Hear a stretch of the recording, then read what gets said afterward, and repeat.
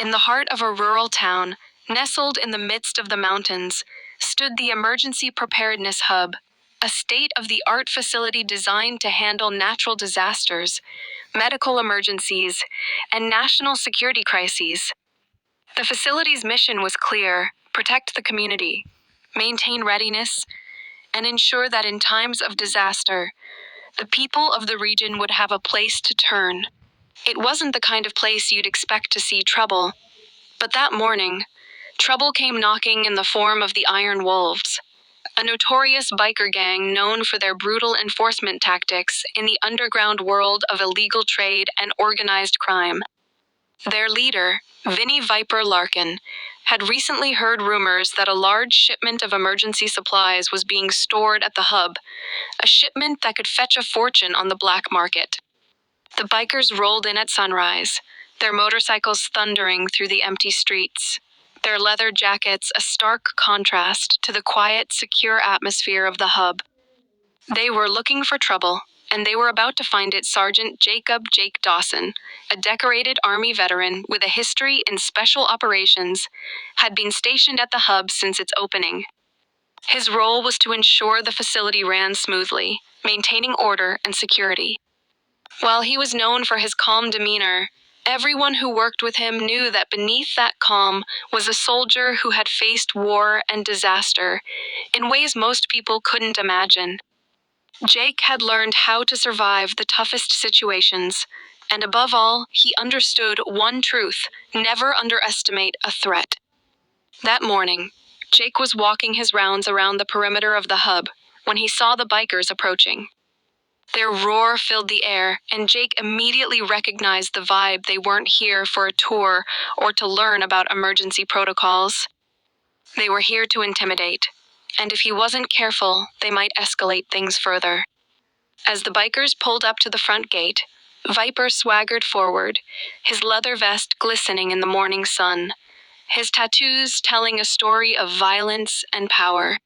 The rest of the gang fanned out behind him, eyeing the building like wolves circling their prey.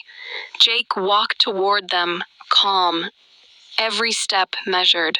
He'd been in situations far worse than this.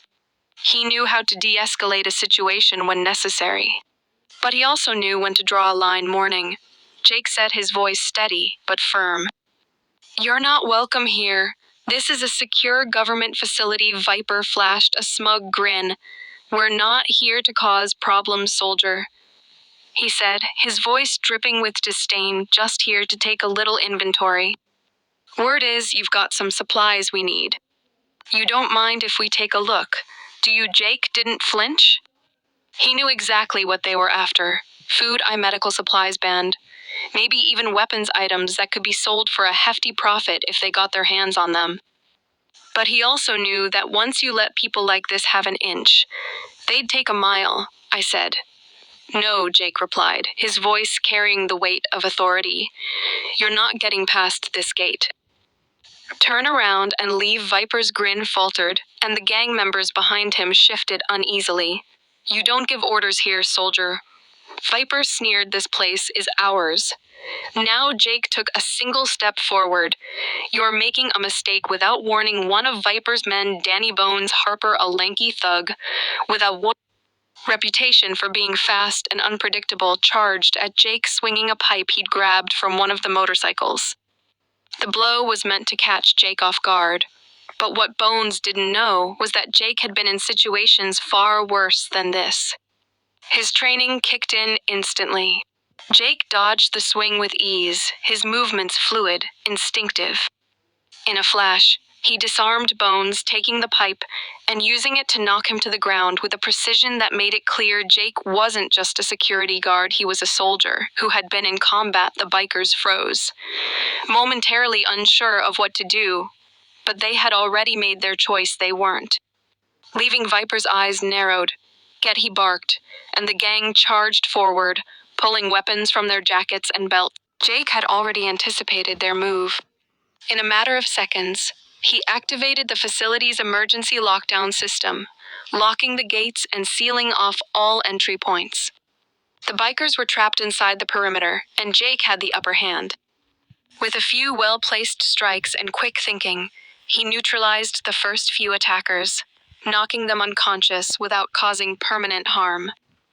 But Jake wasn't just fighting to protect the hub, he was fighting to show these men that they had miscalculated. As the gang members began to realize they were outmatched, their aggression turned to hesitation. Viper, now visibly rattled, tried to push through. "You think you've won, soldier? You don't know who you're messing with," he yelled, but his voice trembled with fear. Jake stood over him, his gaze unwavering. "You should have left when you had the chance. But now, I'm calling the authorities. And when they get here, you'll regret this." It wasn't about the fight, it was about making sure the hub stayed safe, no matter who came through the gates. The bikers were detained, handcuffed, and escorted off the property by local law enforcement as they were arrested for trespassing, attempted robbery, and assault. As the bikers were hauled away, Jake stood in front of the hub, watching the rising sun paint the sky orange. The fight had been a brief one, but it had made one thing clear. When you mess with the wrong soldier, you mess with someone who knows how to protect what matters. Jake turned and walked back into the building, the sound of his boots echoing in the quiet morning air.